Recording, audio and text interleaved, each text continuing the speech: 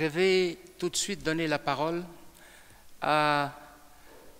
au docteur Hammer pour qu'il vous dise très rapidement un mot de la Confédération des Républicains musulmans de France. Je lui cède le micro.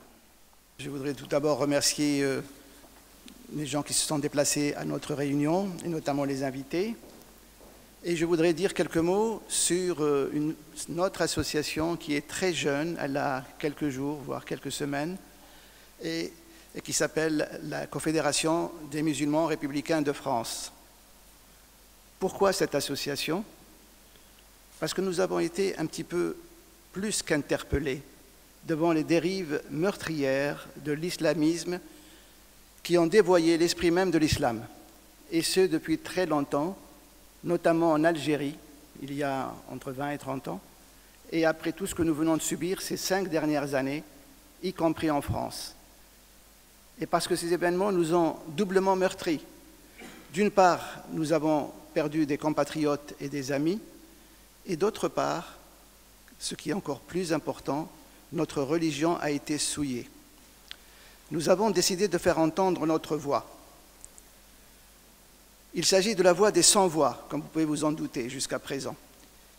Il s'agit de ces visages invisibles dans l'espace public parce qu'inorganisés, laïques et républicains.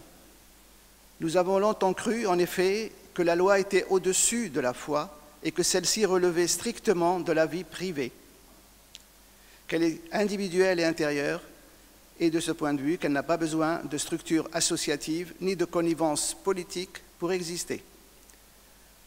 Mais nous avons fini par comprendre que face à ceux qui parlent et négocient en notre nom et qui ont fait une OPA sur l'islam dans notre pays, nous devions nous organiser à notre tour pour extraire de son mutisme la majorité silencieuse.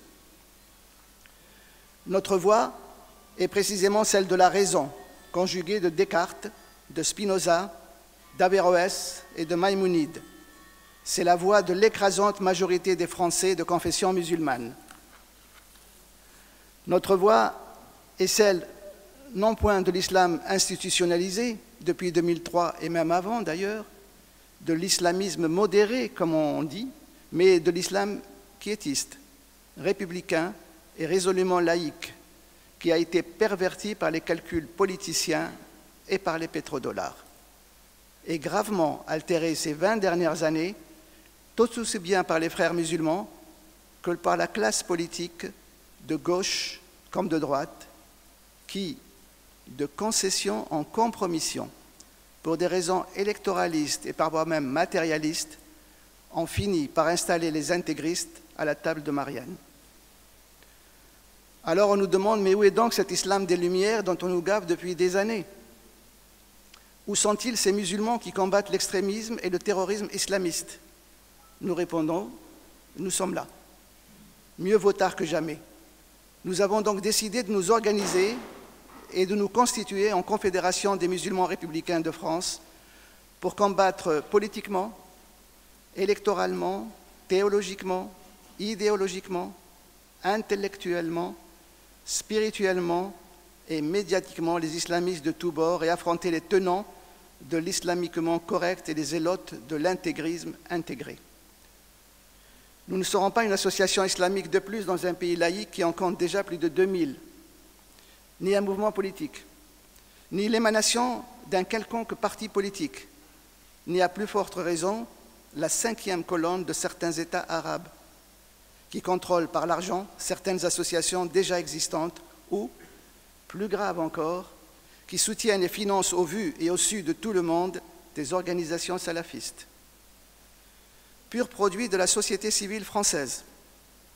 Nous sommes ouvriers, étudiants, médecins, ingénieurs, avocats, philosophes, universitaires, écrivains, chefs d'entreprise, artisans, policiers, militaires, tous conscients qu'un spectre hante l'Europe, le spectre de l'intégrisme et du terrorisme.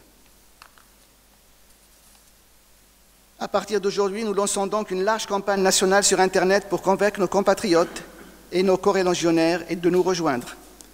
Et en octobre prochain, nous passerons du virtuel au réel pour réunir plus physiquement un minimum de 30 000 adhérents, capacité maximale du Bourget, où nous tiendrons nos premières assises.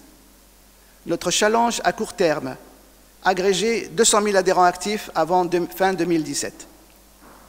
La même opération s'étendra graduellement à tous les pays européens qui sont concernés par la question de l'avenir de l'islam dans l'Union européenne, autant que par le péril du terrorisme islamiste.